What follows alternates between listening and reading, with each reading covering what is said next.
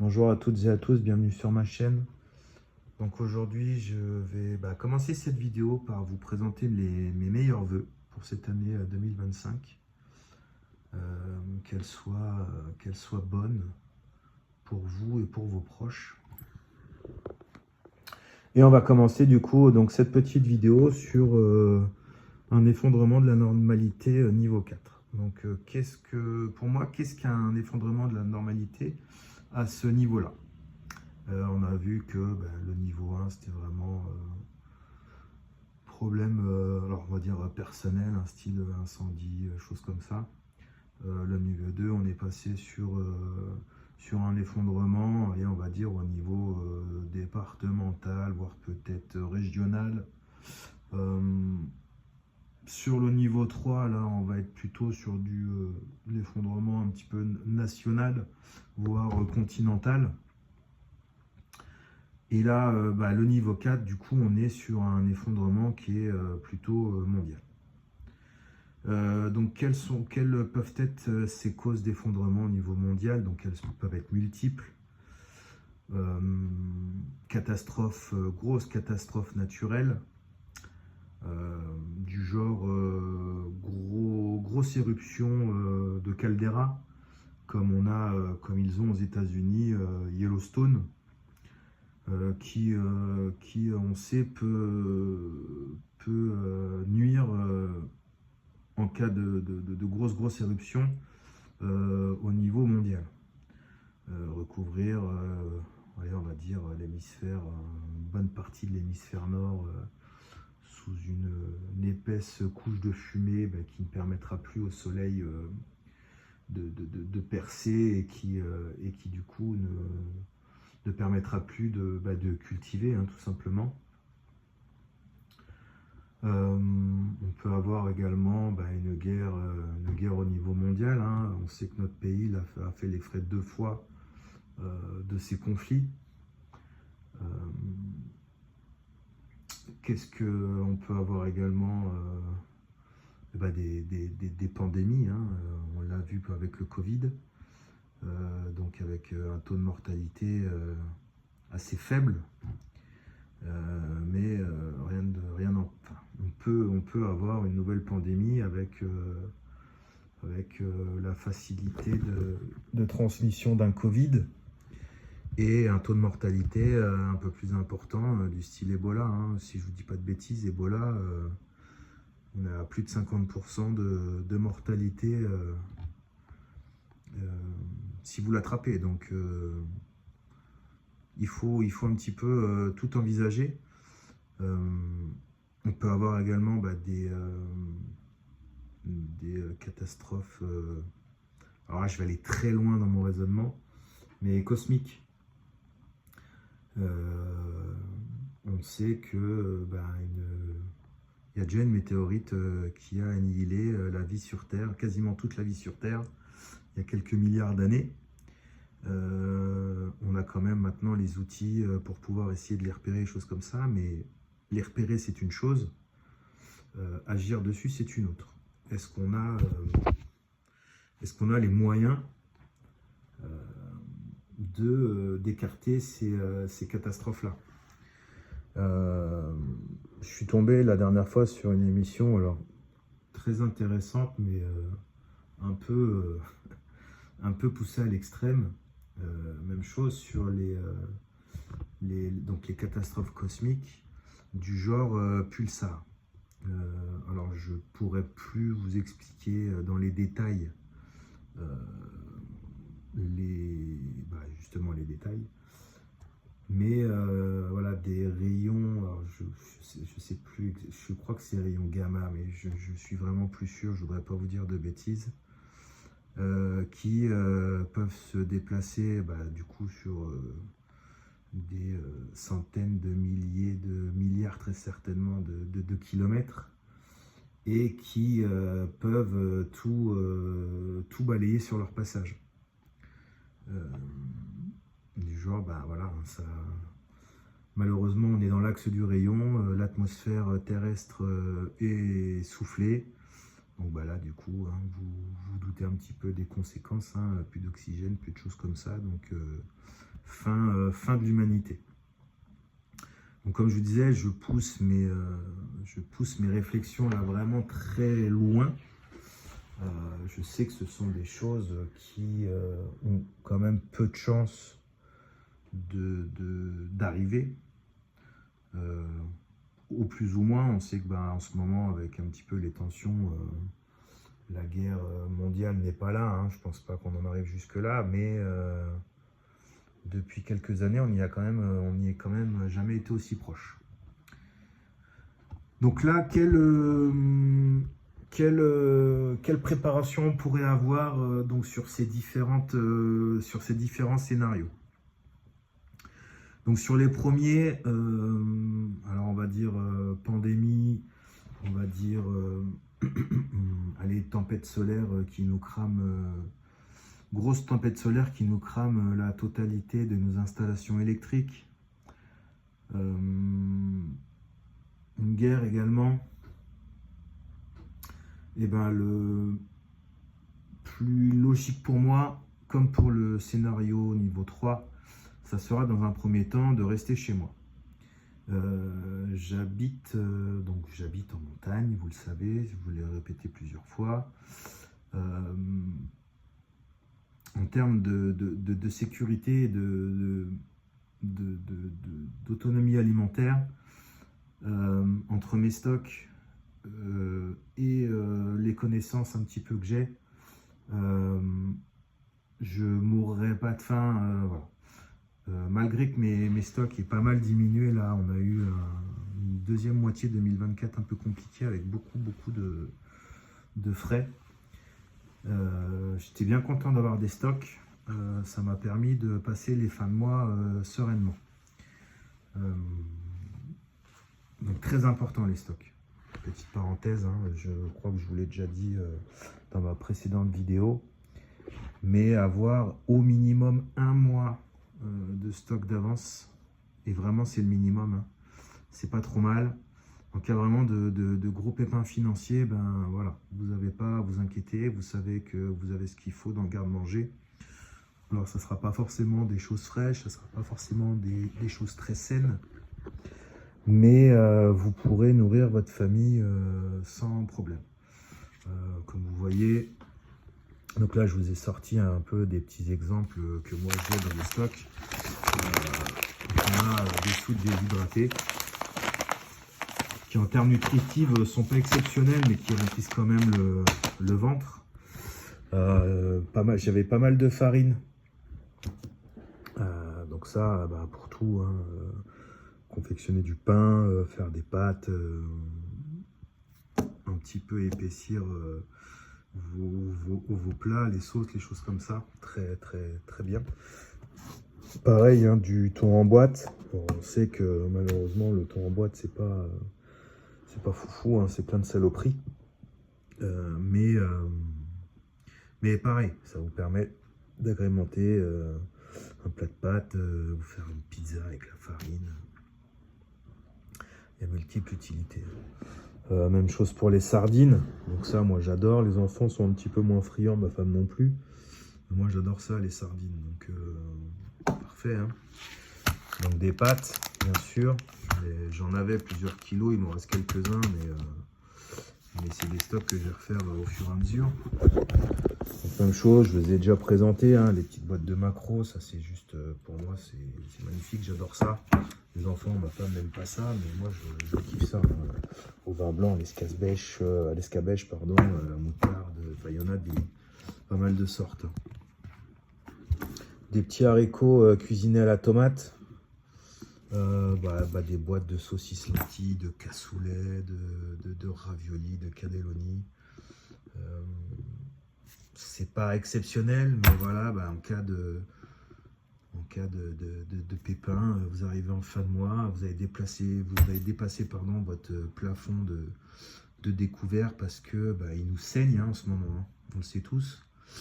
Donc ça permet de vous nourrir, hein. On a également du blé, on a là des nouilles chinoises, pareil, j'en ai plusieurs paquets. Alors je dirais pas que j'en ai des dizaines de kilos, mais je vais en avoir au même paquet de 250 grammes, je vais en avoir 1,5 kg, 2 kg. Je vous l'ai pas sorti, mais pareil, le riz. Hein. Le riz, moi je l'achète en sac de 5 kg que je mets ensuite dans des bocaux, dans les placards. Et puis comme ça me fait ma réserve de riz. Hein. Légumes secs, alors moi j'en ai pas là parce que je vous l'ai dit également je crois dans une autre vidéo, j'ai mon fils qui est intolérant à certaines légumineuses. Donc là vous voyez j'ai des lentilles,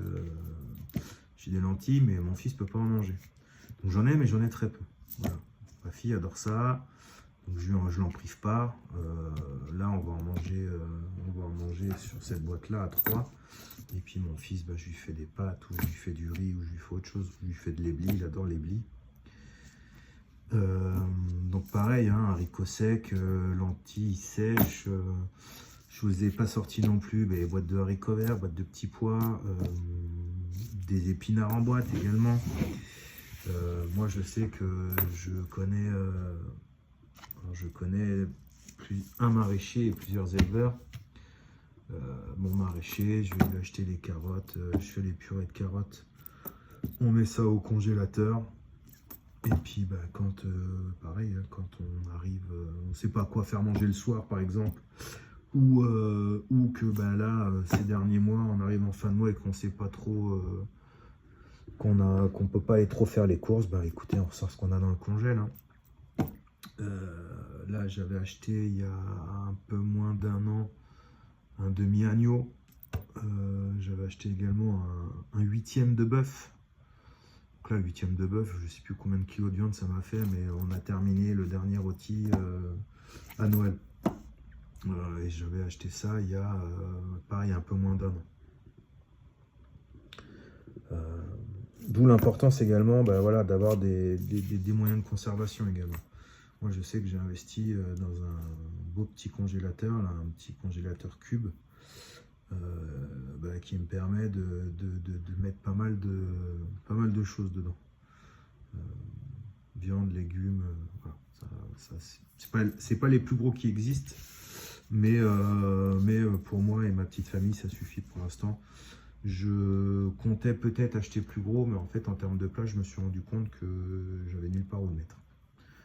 Donc on va rester sur celui-ci et on essaiera de trouver peut-être, il faudrait que je regarde la contenance des congèles tiroirs, voir si j'arrive à mettre autant de choses que j'arrive à mettre dans mon petit congèle. Donc voilà, stock alimentaire, vraiment pour moi, en cas de problème de niveau 4, ça sera la chose la plus importante de toutes. Et très loin devant les armes, devant le sac d'évac, devant la monnaie, l'argent. Rien ne vaudra de la bouffe. Le mec qui a ses pièces d'or ou qui a ses lingots d'or, en aucun cas je m'amuserai à échanger de l'or ou de l'argent contre de la nourriture en cas de vraiment de gros problèmes. Vous nourrirez pas avec ça. Je préfère avoir de la bouffe à profusion plutôt que des réserves de métaux précieux. Il en faudra, je pense également, mais le plus important de tout vraiment c'est ce stock de nourriture. Ensuite, donc, comme pour le niveau 3, je vous disais, je resterai un maximum à la maison. Et vraiment, en dernier recours, si j'ai besoin, j'essaierai d'évacuer.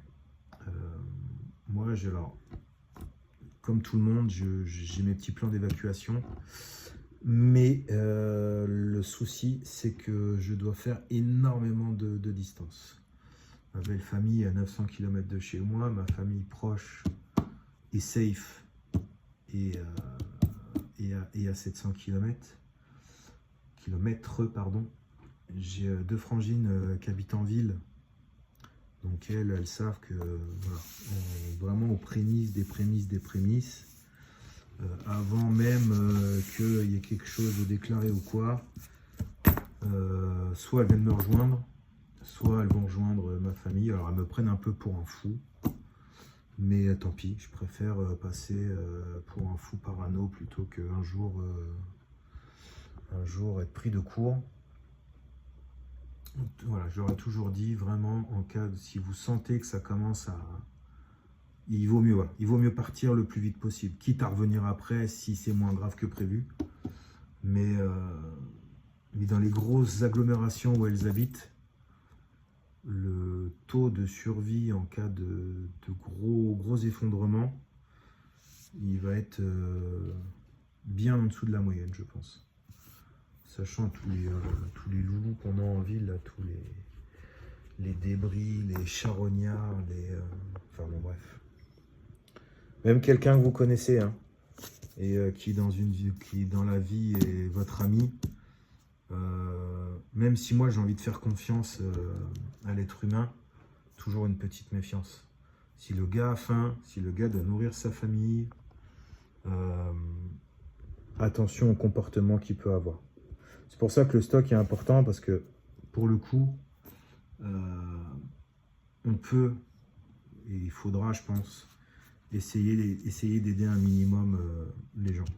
Alors bien sûr, sans vous mettre en danger, vous et votre famille, mais je pense qu'une personne à qui vous aurez donné à manger aura moins de chances de devenir dangereux qu'à une personne qui sait que vous avez à manger et à qui vous avez refusé d'en donner. Là, je pense que la nature humaine fait qu'on peut très vite vriller et très vite devenir très très dangereux. Donc voilà pour ce qui pour moi est le plus important. Ensuite, bien sûr, en cas d'évacuation, donc il faudra prendre pour ma part un véhicule, ce qui je pense n'est pas l'idéal non plus. Plus on est discret, à mon avis, plus on a de chances d'arriver à l'endroit où on veut aller. Mais je ne peux pas me permettre de faire 900 km avec un petit loulou de 4 ans et ma fille qui a 6 ans. Donc il faudra que je parcours un maximum de distance en voiture et essayer de me rapprocher au maximum du lieu où je veux évacuer. Ce que je ne vous cache pas, à mon avis, sera vraiment très compliqué, puisqu'il faudra forcément, même si j'ai un petit plan départemental pour relier ces deux endroits, il faudra forcément soit traverser des villages, soit s'approcher de petites, moyennes, voire grandes agglomérations. Et plus il y a un bassin de population important, et à mon avis, plus il y aura de risques. Donc voilà, vraiment envisager, pour moi bien sûr, qui habite dans un milieu rural, qui sera vraiment le dernier recours que j'aurai en cas de gros problèmes. Bien sûr, et ça, on va pas y couper, même si on est gentil, non violent, choses comme ça. Il y aura un aspect également sécuritaire à avoir. Donc vous avez vu dans la précédente vidéo, il est dans mon sac d'évac, j'ai pas voulu le sortir, il est rangé, il est au chaud. J'ai mon petit couteau Bushman que j'avais acheté il y a très longtemps. Quand j'étais encore un petit peu dans le move survivaliste, je prends mon sac, je pars dans la forêt et je survis dans la forêt. C'était un petit couteau marrant. On peut mettre un manche dedans, on peut le transformer en lance. Voilà. En termes de sécurité, avec une arme blanche, hein, je parle bien. Plus on a d'allonge et moins on a de chances de se faire blesser. Maintenant, bien sûr, si vous tombez devant vous sur quelqu'un qui est calibré, ne sortez pas de couteau. Ça ne sert strictement à rien. Le mec a un calibre, il appuie sur la gâchette. Le temps que vous bougiez, que vous y alliez, vous prenez une balle dans le buffet ou en pleine tête, c'est terminé pour vous. Donc il faudra, alors là pour le coup, il faudra être lucide sur ces situations. On peut très vite envenimer une situation en sortant une arme blanche. Hein. Quelqu'un d'un petit peu menaçant, vous dites allez bim, je sors mon couteau, lui il est calibré, fini pour vous. Maintenant, un petit peu menaçant, on parlemente. Ben voilà, écoute, tiens, moi j'ai ça, si tu veux, je te donne ça, laisse-moi passer, c'est de la bouffe, des choses comme ça. Autant ils rangent son calibre, ils vous laissent passer et tout se passe un tout petit peu mieux. Même chose, on a des gens qui sont énormément dépendants à certaines substances. Alcool, cigarettes, drogue, je ne peux pas, moi je ne me drogue pas, donc j'en ai pas à la maison. Comme vous le savez, j'ai habité pas mal de temps en Espagne, à la frontière espagnole, pardon. Ce qui m'a permis, toutes les semaines, on se faisait un petit resto avec madame, on s'arrêtait dans les magasins, et je me ramenais une bouteille de whisky, une bouteille de vodka, une bouteille de tequila, une bouteille de poire William, j'ai du pot, enfin voilà, un petit peu tous les alcools. Et comme je me bois très peu, mon stock d'alcool a très peu diminué. Donc, ça peut vous servir de monnaie d'échange pour n'importe quoi, pour un droit de passage, pour de la bouffe. On sait qu'il y a des gens là, ils sont accros à ça. Et malheureusement, et ça leur fera pas beaucoup plus de mal, il faudra peut-être abuser de ces faiblesses-là. Donc je vous disais, ouais, j'ai le Bushman. Quasiment en même temps que je me suis procuré le Bushman, je m'étais acheté ça. Voilà.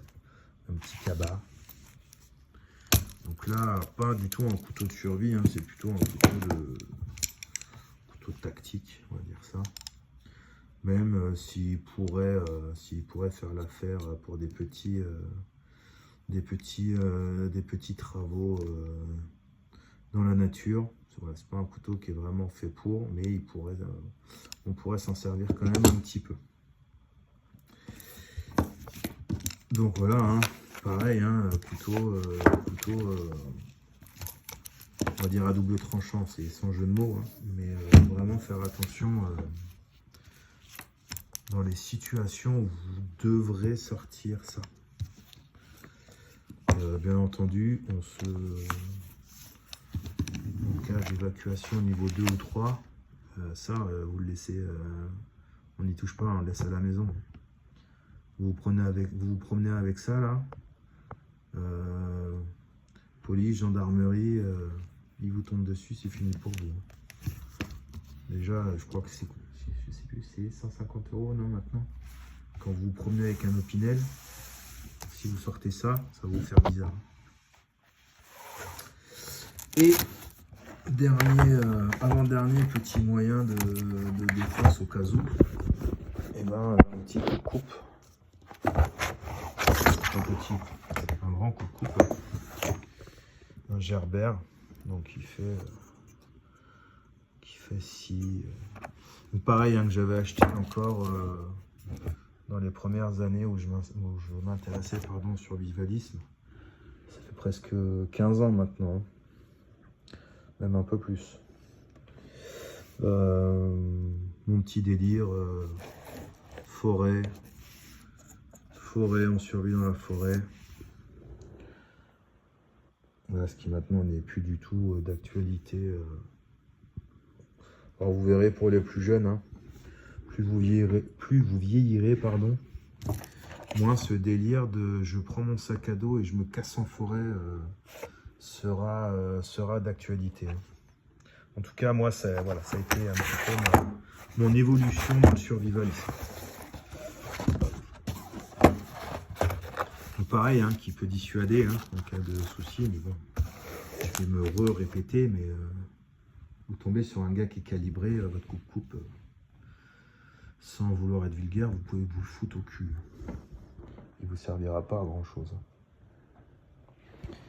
Il y a vraiment que si vous tombez sur un crétin qui arrive à main nue et qui veut vous chercher des noises.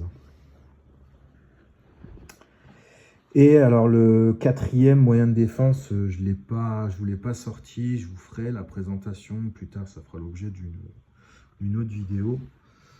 Voilà, je suis tireur sportif maintenant depuis un petit peu plus d'1 an.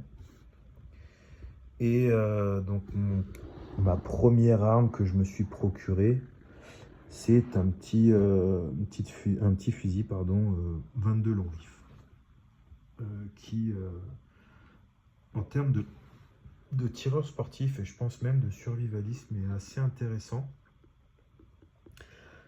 Parce que dans un premier temps, les cartouches ne coûtent pas très cher. Ce qui permet de constituer un stock assez intéressant et rapidement. Moi là, alors c'est pas la meilleure, c'est pas la meilleure des munitions, mais elle marche assez bien dans mon fusil. Je me procure de la Soloniac en subsonique. Et la boîte de 50 est à 7 euros, un peu plus de 7,50 €, je crois. Ce qui me permet déjà d'aller tirer pour pas cher. Parce que c'est quand même un loisir qui coûte relativement cher. Et qui permettra, alors même chose, hein, on va loin, hein, on reste sur le scénario de niveau 4, qui me permettra d'aller chasser du petit gibier, du lièvre, du lièvre, lapin, en petit gibier, je vois que ça, peut-être des petits oiseaux. Après, voilà, pour du plus gros, pour du chevreuil, pour des choses comme ça sera un calibre qui ne sera pas adapté. Mais ça me permettra quand même, voilà, vraiment en cas de gros problèmes, ça me permettra d'essayer d'amener un petit peu de viande au repas. Voilà. J'ai pour projet, alors là par contre ce ne sera pas tout de suite, voilà, mais j'ai pour projet d'acquérir une arme de catégorie B, qui est le VCD-15. Donc en fait c'est le HK416 mais fabriqué par Vernet-Caron. Et je crois même que leur filiale c'est Lebel Défense, si je dis pas de bêtises. Donc en calibre 5,56 ou 223, je crois aussi l'équivalent. Mais alors ça sera pas pour tout de suite. C'est une arme qui coûte quand même un peu plus de 2000 €. Donc là il va falloir que j'économise pas mal. Mais voilà. Et ce qui me permettra, en cas de souci, peut-être de pouvoir chasser un petit peu plus haut. Alors ça, en sachant, pardon, je suis pas chasseur. J'aime même pas trop ça. Mais dans le cadre de cette préparation, je me tâte à prendre un permis de chasse. Parce qu'il y a tout un savoir derrière ça, déjà un petit peu la traque de ces animaux. En sachant que j'essaierai vraiment de tuer un animal de mes propres mains, vraiment en dernier recours. J'aime pas trop ça. J'adore la viande. Je suis un viandard, mais j'aurais du mal à appuyer sur la gâchette ou j'aurais du mal à tuer des animaux pour me nourrir. Je le ferai si vraiment il y a besoin, mais voilà, j'aurais pas mal de mal. Et du coup, ouais, j'hésite à me prendre ce permis de chasse pour le dépeçage en fait. On sait que voilà, quand on tue un animal, il faut pouvoir s'en occuper de suite. Il faut retirer certaines parties des entrailles sans percer de poche d'estomac, de choses comme ça, qui peuvent vite faisandrer la viande et qu'elle ne soit plus bonne. Et que vous ayez tué l'animal pour rien. Et ça, je pense que c'est un savoir, même si je le pratique, si je le pratiquerai pas, il faut avoir un minimum de connaissances. Donc il faudra le faire quand même quelques fois pour savoir comment on fait en cas de vraiment gros soucis. Donc ça, c'est une réflexion que je me suis faite il y a très peu de temps. On en discutait avec un collègue qui, lui, est bien plus jeune que moi et encore dans son délire.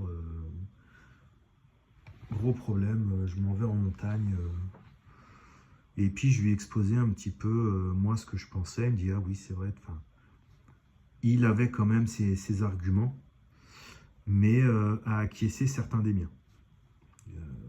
Là, on est en plein hiver. On a des journées à moins 15 en altitude, là où on bosse. Donc la nuit, on doit descendre sur des moins 20, moins 25. Je lui dis, tiens, vas-y, pars dans ta montagne, là. Pars dans ta montagne, moins 25.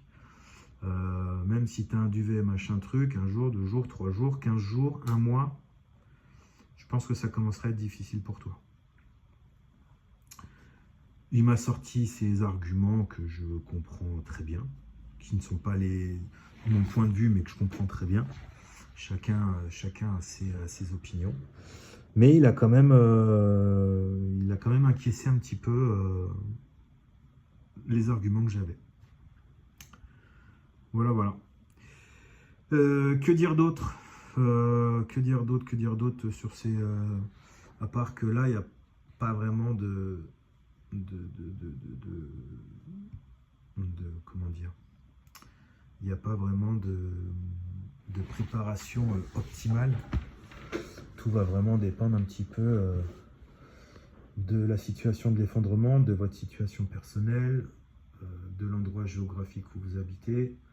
Bien sûr, en ville, comme je vous disais, moi j'ai très fortement conseillé à mes sœurs qu'en cas de gros... Enfin, si elles commencent à sentir que voilà, il y a un très gros problème à venir, il faut se barrer des villes tout de suite. Même chose, hein, très peu de stock alimentaire dans les magasins, la flotte, les rôdeurs. Il y aura de la saloperie, il y en a partout, et malheureusement, plus le bassin de population est important, et plus on a des chacals qui essaieront de profiter de n'importe quelle situation pour pouvoir survivre. Hein.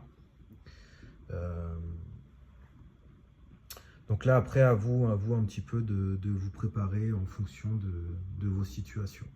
Moi, je vous ai présenté la mienne, je vous ai présenté un petit peu les scénarios que j'envisageais. Maintenant, voilà, comme je disais, je n'ai pas la science infuse, donc si vous avez des conseils, si vous avez des arguments constructifs à me présenter en disant bah voilà, tu te trompes sur ça, peut-être ça. Je suis ouvert à tout, donc n'hésitez pas en commentaire à me laisser un petit peu vos ressentis. Eh bien écoutez, la vidéo, voilà, 32 minutes, hein, c'est 33, c'est assez long pour une petite vidéo que je voulais faire au début. Je vais vous souhaiter une très bonne fin de journée. Je vous souhaite encore mes meilleurs vœux pour cette année 2025. Qu'elle soit la meilleure possible pour vous et pour vos proches.